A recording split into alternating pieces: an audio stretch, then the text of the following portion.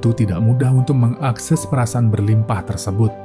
Dengan bersedekah atau memberi, kita bisa mengubah perasaan sedang kekurangan atau tidak memiliki menjadi perasaan bernilai, bermanfaat, dan berlimpah.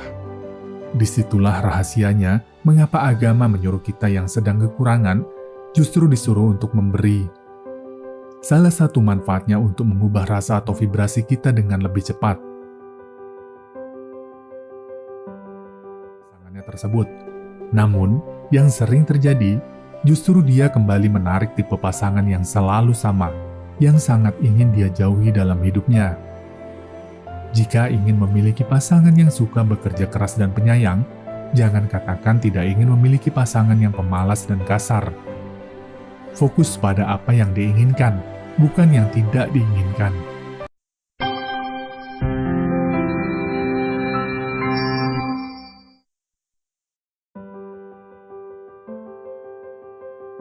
Jika seseorang menyatakan cinta, apakah Anda bisa langsung percaya hanya berdasarkan terhadap apa yang telah dikatakannya? Kata yang terucap bisa saja bertolak belakang dengan perasaan yang sesungguhnya pada orang tersebut. Cinta yang sebenarnya bisa dirasakan walaupun tanpa ada kata yang terucap. Binatang juga bisa menangkap perasaan kasih sayang manusia walaupun tidak bisa saling berkomunikasi. Begitu juga tentang berdoa.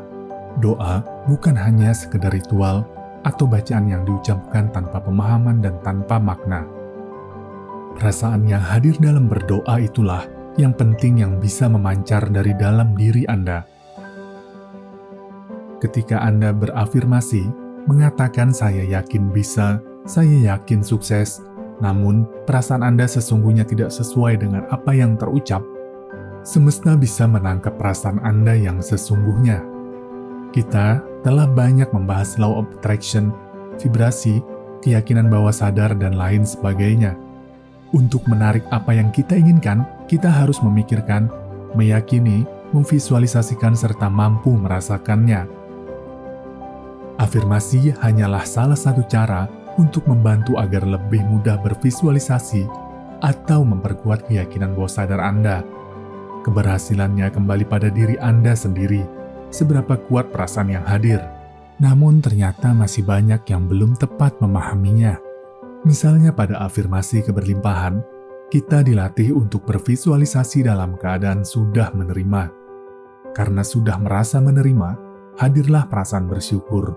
Bagaimana sesuatu yang kita inginkan itu seolah-olah semua telah terjadi. Sehingga vibrasi kita ada pada vibrasi berkelimpahan.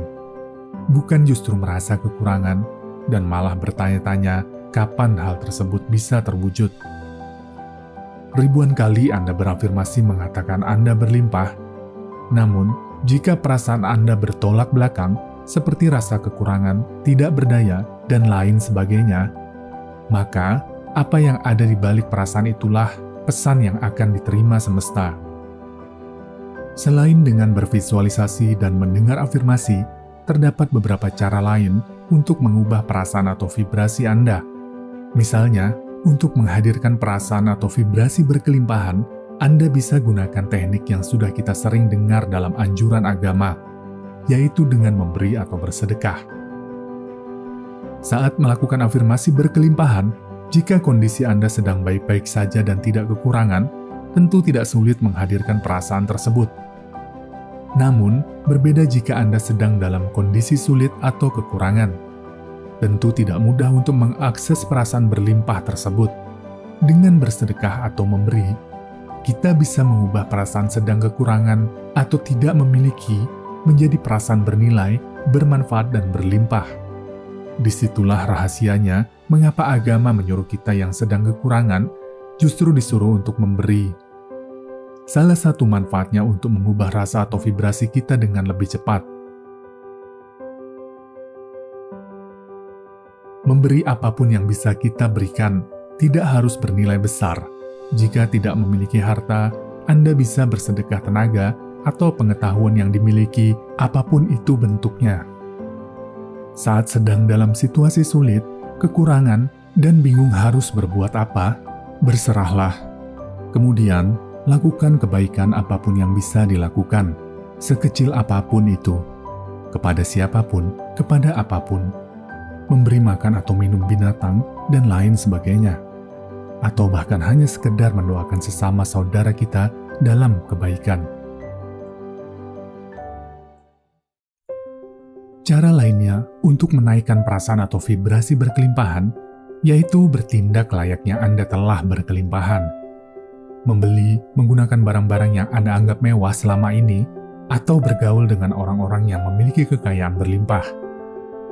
Seperti pada penjelasan Bapak Mardigu Wowik pada video kami terdahulu, di mana beliau menceritakan menghabiskan dana yang cukup besar, menyewa villa mahal, dan bertemu dengan orang-orang dari kalangan atas, walaupun saat pulang, dana yang tersisa sangat minim.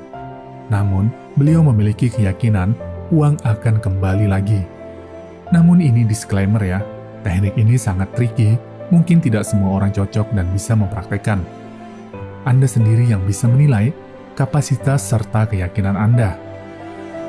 Dengan membeli barang-barang branded atau mahal, tidak bisa dipungkiri akan menghadirkan perasaan berbeda.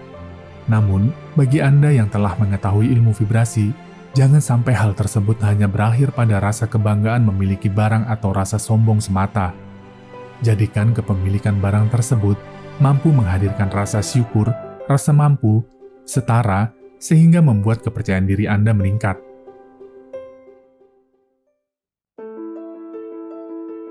Rasa adalah kuncinya. Mengawali hari dengan pikiran dan rasa yang baik adalah sangat penting. Pernahkah dalam satu hari Anda merasa mengalami peristiwa beruntun yang mengecewakan seharian? Saat harus bangun pagi, ternyata Anda kesiangan. Saat menuju kantor, ban kendaraan Anda tiba-tiba bocor. Sampai di kantor, ternyata berkas presentasi Anda ketinggalan. Seolah-olah kesialan terus datang beruntun. Apakah peristiwa tersebut hanya kebetulan semata? Semua peristiwa tersebut adalah sebuah pola yang kita buat sendiri tanpa kita menyadarinya. Jika terjadi sesuatu yang kurang mengenakan hati di pagi hari, segeralah menetralisir kejadian tersebut tanpa harus terjebak pada perasaan negatif berkepanjangan. Fokus pada kejadian buruk akan menyedot banyak energi dan membuat Anda lelah dan mudah lalai. Ketika kita terlalu fokus pada suatu kejadian yang mengecewakan, bahkan sampai mengumpat, semesta akan menangkap perasaan yang muncul. Hal tersebut seperti medan magnet dan akan menarik sesuatu yang sejenis. Pikiran sial akan menarik kesialan lainnya. Begitupun juga sebaliknya. Banyak cara menetralisir agar perasaan kita kembali positif, yaitu dengan menerima dan menyadari peristiwa yang telah terjadi. Seperti yang telah kita pahami, setiap kejadian adalah netral, sampai kita yang memberi makna, baik ataupun buruk. Lawan negativitas pikiran yang akan muncul dengan pikiran positif, seperti bersyukur masih diberi keselamatan, berdoa, dan lain sebagainya.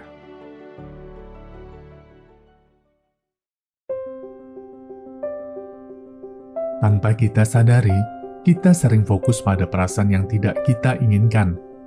Contohnya, wanita yang memiliki trauma pada hubungan terdahulu dan memiliki rasa kebencian yang dalam dengan tipe pasangan tertentu, sehingga tanpa dia sadari, fokusnya untuk menghindari orang dengan tipe tersebut.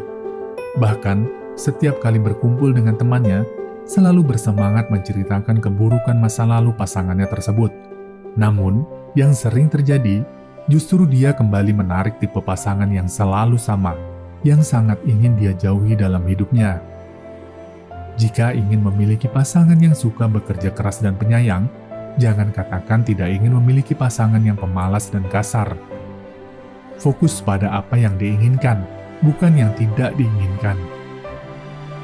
Jika ingin sembuh dari sakit, bayangkan kesembuhan, berkumpul kembali bersama keluarga, bukan sebaliknya. Seseorang yang dalam keadaan sakit, cenderung memikirkan hal-hal yang belum tentu terjadi dan tidak fokus pada kesembuhan itu sendiri, yang justru membuat drop dan memperparah penyakitnya. Ketakutan memang merupakan mekanisme alamiah manusia, insting untuk mempertahankan hidup. Sehingga, pikiran yang dibiarkan liar secara alamiah cenderung mengarah pada ketakutan-ketakutan dan mempengaruhi perasaan. Rasa tersebut akan memancar kepada semesta, ditangkap, dan akan kembali kepada kita. Kebahagiaan menarik kebahagiaan lainnya. Kesedihan menarik kesedihan lainnya.